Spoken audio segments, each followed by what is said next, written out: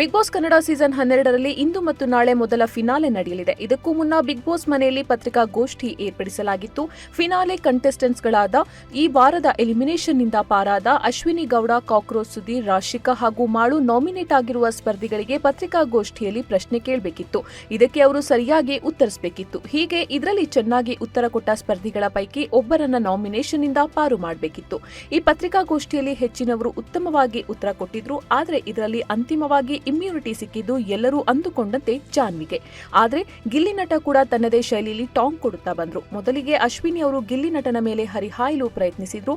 ಇದಕ್ಕೆ ಅವರು ಖಡಕ್ ತಿರುಗೇಟು ಕೊಟ್ಟಿದ್ದಾರೆ.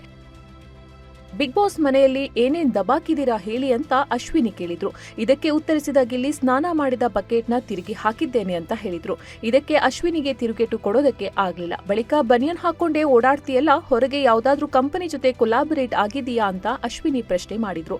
ಕೆಲವರು ಸೀರೆ ಉಟ್ಕೊಂಡೇ ಓಡಾಡ್ತಾರೆ, ಹಾಗಂತ ಅವರು ಯಾವುದೋ ಸ್ಯಾರಿ ಕಂಪನಿ ಜೊತೆಗೆ ಕೊಲಾಬರೇಟ್ ಆಗಿದ್ದಾರೆ ಅಂತ ಹೇಳೋದಕ್ಕೆ ಸಾಧ್ಯನಾ ಅಂತ ಸೀದಾ ಸೀರೆ ಉಡ್ತಾ ಇರುವ ಅಶ್ವಿನಿ ಅವರಿಗೆ ತಿರುಗೇಟು ಕೊಟ್ರು.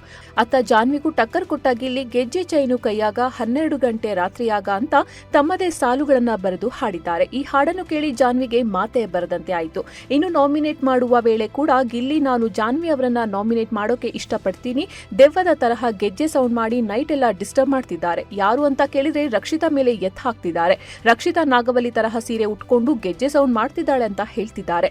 ರಾತ್ರಿ ಎಲ್ಲ ನಿದ್ದೆ ಇಲ್ಲ. ರಕ್ಷಿತಾ ಮೇಲೆ ಅವರು ಪರ್ಸನಲ್ ಟಾರ್ಗೆಟ್ ಮಾಡ್ತಾ ಇದ್ದಾರೆ. ಇವರೇನೇ ಮಾಡಿದ್ರು ಅದನ್ನು ರಕ್ಷಿತಾ ಮೇಲೆ ಹೇಳ್ತಿದ್ದಾರೆ. ಅದ್ಯಾಕೆ ಅಂತ ಗೊತ್ತಾಗ್ತಾ ಇಲ್ಲ ಅಂತ ಗಿಲ್ಲಿ ಹೇಳಿದ್ರು. ಒಟ್ಟಾರೆ ಅಶ್ವಿನಿ ಜಾನ್ವಿ ಅಬ್ಬರ ಬಿಗ್ ಬಾಸ್ ಮನೆಯಲ್ಲಿ ಜೋರಾಗಿದೆ.